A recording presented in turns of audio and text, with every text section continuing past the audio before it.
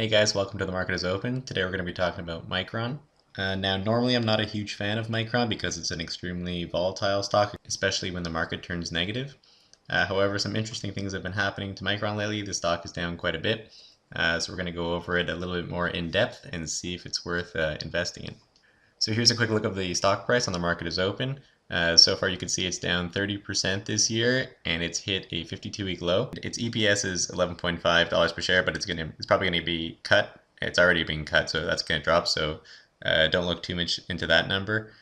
And it does have quite a bit of cash. After the last quarter, it was closer to $7 billion of cash, and some other interesting things we'll talk about in the rest of the video. So Micron is a volatile stock, mainly because all of its revenue come from two main products, DRAM and NAND, about 95% of its revenue, 96%. So what are these products? So DRAM stands for Dynamic Random Access Memory. Basically, it's just the volatile memory, such as the memory in your computer. When you go and buy RAM, that's the memory that your computer uses to store temporary information. So for example, if you load up Photoshop, it's going to load up the entire program into memory so that you can quickly access and use the program. And then when you shut off your computer, the program gets closed. It shuts off. Whereas NAND is non-volatile memory. It's flash or solid state drives are made out of NAND. So NAND memory is made up of transistors, and that's used to store your information so that it's still available even after your computer shuts down. So it doesn't need extra power to be refreshed to keep it going like the DRAM does. But you could think of it as DRAM is memory for your computer, and the more RAM you have on your computer, the more applications you can open up at once and run multiple things on your computer at the same time. And for NAND is simply very fast storage. NAND gates are extremely fast. They're much faster than standard disk drives. However, they're a little bit more expensive. Actually, because there's an oversupply of these types of chips right now in the market, the price actually has come down and will continue probably to come down for a bit. So if you're looking to buy storage, flash drives and solid state drives, they're super fast and the prices are probably pretty good right now, especially during the holiday season. That's a fun side fact. Okay, so where does Micron stand amongst its competitors in terms of DRAM? So right now this is a chart from 2011 to 2018, and you can see that there was a lot of acquisition and a lot of companies got bought out in 2013. And now there's three main players, Samsung, Hynix, it's a company from South Korea, and so is Samsung, and Micron, which is an American company. So those three companies control the entire DRAM market basically. There's some other smaller companies, but they don't have such a large market share. But that's interesting to note because we saw that 68% of Samsung's revenue comes from this segment, it comes from DRAM. And as long as they can get the other two players on board, then they have an oligopoly basically in the market. And that's changed over the last, there wasn't always an oligopoly. It used to be an extremely difficult business to be in. And now, because of all the consolidation, these three players have more power, I guess, in the market. That said, DRAM is still a commodity, so all these three players, they're fairly indifferent in terms of the DRAM that they each make. So if one competitor drops the price, then the other ones will probably have to follow suit. But if you can get all of them to raise price, they're really the only games in town. So NAND flash and SSD drives, for example, have similar market mechanics. There's few players. There's a bit more than we saw in DRAM. However, there's just maybe 5 or 6 players that control the entire market. Of course, Samsung is the biggest, but Micron is a huge player. So Micron here is in red. You can see that their market share stays pretty flat. I think it was 28% of their revenue in the last quarter came from NAND flash. And you can see in 2013, Western Digital was added to the list. I believe they bought SanDisk that year, which I guess put them into the NAND flash market. That said, most of these companies are pretty big. Intel, Hynix, Toshiba, and Samsung, they're probably not going to be taking each other over anytime soon, but they sort of have a 5 or 6 player oligopoly. So basically one of the reasons why Micron is down so much is because they're producing, or the industry is producing, more of these chips than the demand from their customers. According to the CEO of Micron in the last call, and over some interviews, he was saying that yeah, the demand from the end consumers is quite strong. However, all of the sort of middleman suppliers that are buying directly from Micron that sit in between the customers and Micron, those people or those companies over purchased these types of chips thinking that the demand would be super high, and then they bought too much basically. Now they have excess inventory, so the inventory needs to drop before they're going to be buying more of these chips. However, the demand, according to the CEO, seems to still be there. For DRAM, it's been growing at 16%, and currently, of course, the supply is greater than demand, and they're taking action to reduce supply. I believe they said that they were going to cut their own production to 15%, which is slightly below the demand, which should allow them to readjust the prices. Because when the supply is higher than the demand, they have to start cutting prices in order to get rid of their inventory. By saying this is also a signal, and they did say this, but this is also a signal to other competitors such as Samsung and SK Hynix to also reduce their supply, because it's sort of a game. If all of these, they're not allowed to directly collude, but if they signal to the other suppliers to cut their supply, that'll help them stabilize the prices. But it could take a couple months or years or who knows, and that also depends on the industry demand staying at 16%. I believe it was at 20% before, and it did drop to 16%. So it might drop even further. We're not exactly sure. The same goes for NAND, that has a 35% demand growth. Of course, I'm sure people are switching from disk drives to flash because flash is so much faster. I know, for example, that I just switched my hard drive a couple years ago from a regular hard drive to a solid state drive, and it sped up my computer by probably a factor of 10, like not even joking. The computer boots up about 10 times faster. Instead of like 5 minutes to boot up, it boots up in 30 seconds. Yeah, so it makes a huge difference when your entire hard drive increases in speed by a massive factor. Yeah, so the industry is growing pretty quickly, and that's great for Micron. However, if they're supplying too much, again, the price is going to come down. So as long as they can get supply to be a little bit lower than the demand, then they can raise the price back to what it was before. So I guess some opportunities in the industry for these two segments, DRAM and NAND flash, to grow.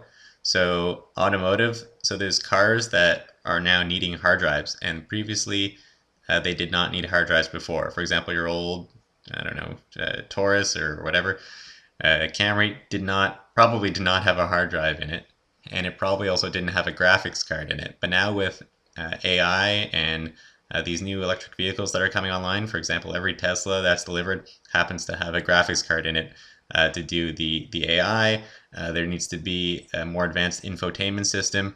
So you need a lot of chips, you need memory, you're going to start storing stuff on your computer in your car, right? You're going to store your preferences and things like that, and that previously wasn't possible before. So many of the new cars that are being produced today are starting to get these types of chips built into the car, and so that's going to increase demand for these types of products that Micron sells dramatically. And that's just automotive. There's also other devices like your, I don't know, maybe a bad example, but your fridge, but it might store some sort of preferences, or it might have a bit of a hard drive to store a little bit because it's connected to the internet now and it needs to download something and store it temporarily, or so it might need some RAM, it might need a graphics card to run like a screen or something like that. Of course, data centers, the solid state drives are pretty big in data centers because the regular disk drives are quite slow, and solid state drive technology has come down in price, albeit, I mean, it's still expensive relatively. But data centers want faster and faster data access and data storage, and they're probably upgrading to NAND flash and solid state drives. And of course, a lot of this is due to like AI or machine learning is a big driver of doing this, because you need a lot of processing power from graphics cards, and so you're starting to see graphics cards being put into certain devices that you didn't see before, such as automotive. And graphics cards require special RAM in order to store things temporarily to do the processing. All processors need to have a little bit of RAM to be able to store data temporarily and process it. And in the future, there's applications such as virtual reality, which will be big data hogs, and you're going to be saving a lot of data onto new types of devices, your mobile phones, etc. So now, one of the reasons why I haven't really liked Micron in the past And still, I'm still a little bit skeptical, but it is in an interesting situation right now. But basically, Micron sells a commodity. Yeah, so any of their competitors produce pretty much the exact same product. And as I said before, if they cut the price, then Micron sort of needs to follow suit. The nice thing is that there's only three main players for DRAM, which is most of Micron's business, and only 5 or 6 players for NAND flash that have control over the market. That said, if the demand from the end consumers slows down, like if the economy slows down, that could have a big impact on Micron, and the estimates and the earnings and everything can come down. As well, high inventory, which is what we're seeing right now, means that they need to cut prices in order to get rid of the inventory so that people buy their new chips and refresh their old ones. So this makes Micron an extremely volatile stock. When investors see just the slightest signals of things slowing down, they dump the stock like crazy and sell it because they know what can happen, because it could be the beginning of something more dramatic, which we've seen in the past. So I guess people are scared of what happened in 2008 when Micron fell dramatically. All right, so let's have some look at some key metrics for Micron. So the stock price is at $30, which is pretty interesting because it's right near their tangible book value, which is about $28.24. So it's getting really close to that value. That's supposed to be the value if they liquidated all of their assets, what they would get for it according to their balance sheet. However, that said, I mean, their assets technically are only worth whatever revenue and earnings that they can produce. But Micron is still quite profitable, which is different than in the past, where if prices drop, Micron would be in the negative. So currently the stock is trading at 2.5 times earnings. That's extremely low. However, usually when they see a slowdown in demand and a high inventory, the earnings estimates are no longer true, I guess. The earnings estimates usually get cut. I guess for sort of a commodity producer, it's good to buy it when the PE is actually higher, and people sell it when the PE is lower. Because they believe that the earnings estimates are getting cut when they see a low PE ratio. Because this is sort of too low to be true kind of thing. The earnings are definitely going to come down. And they are. Micron already has cut guidance dramatically by about, I think, 30%. So that's why the stock is coming down. And it's sort of coming down in like a falling knife. Like, people aren't sure exactly where it's going to stop. We haven't seen any signs of improvement yet. Right now we're sort of at the beginning of the decline. So that said, Micron has $7.2 billion of cash, so it has a pretty solid financial position, extremely good tangible equity, huge amount of cash, and so it seems like they can survive a recession. They've survived one before. Their financial metrics are way better now than they were in 2008, so that's why people say that Micron is sort of like a new Micron, and it's different than the previous Micron. There's also been a lot of consolidation in the industry since 2008, since the recession, and there's fewer players which have more control over the pricing and the supply of the chips that they make. So although we are seeing sort of the regular playbook, when supply overshoots demand, people sell like crazy, it's possible that because of these new market dynamics, that Micron and its competitors can adjust the pricing and the supply more quickly and have a quicker turnaround time to become sort of profitable again, to stabilize the pricing much quicker than in the past. Lastly, Micron has announced a $10 billion buyback. They announced it a while ago, and they've completed about $1.8 billion in the last quarter. People are pretty mad about that because the price was much higher when they were buying, but they only bought 18% of their buyback so far. So there's still 82% of this $10 billion buyback that they're still going to do. So they can get these much lower prices of $30 or less, which is right next to their book value. So although people are upset that they bought at much higher prices, I mean, they still have a huge opportunity to buy at these prices that are much closer to book value. And if the price drops even lower than that, then I mean, that's great for Micron because they seem to have a lot of cash. They're still generating cash each quarter. Investors are hoping it remains that way because their guidance was cut. However, they can deploy that money in stock buybacks and to sort of continue to enhance their balance sheet. So we've heard that Micron is taking some quick action to reduce the supply, and gross margin seems to still be at 50%. So that's pretty solid for selling hardware in the industry. Now, because they have to reduce their supply and they're cutting their guidance, the one benefit of that is that they don't need to spend this $1.25 billion that they previously guided on anymore. They were going to use it before to expand their business because they do need to expand. Their end markets are growing. There is huge demand for DRAM and NAND flash. So they are expanding, but they don't need to expand as much anymore because they are planning to reduce supply. So it's kind of a bad thing that they don't need to produce as much, but a good thing that they don't need to spend as much anymore in order to try to get the prices higher. So that should actually help them. They're trying to cut supply to increase the prices, and they're going to save 1.25 billion in capital expenditures because of that. Now they have paid off quite a bit of their debt. They had 12.4 billion in 2017, and now it's down to 4.1 billion.